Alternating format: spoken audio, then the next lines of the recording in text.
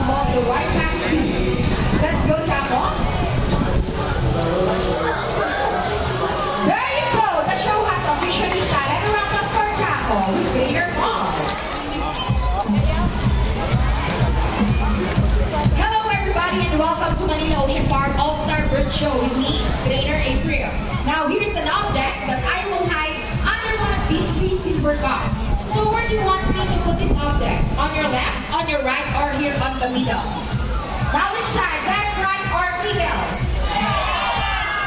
Okay, so let's put it right here. Now, let's call it a side bird, Dazzle. Dazzle is our sulfur-crested cockatoo, scientifically Kakatuwa gallica, common in habitats of open woodlands and forests along the east coast of Australia. They are verminal birds and can mimic almost any sound.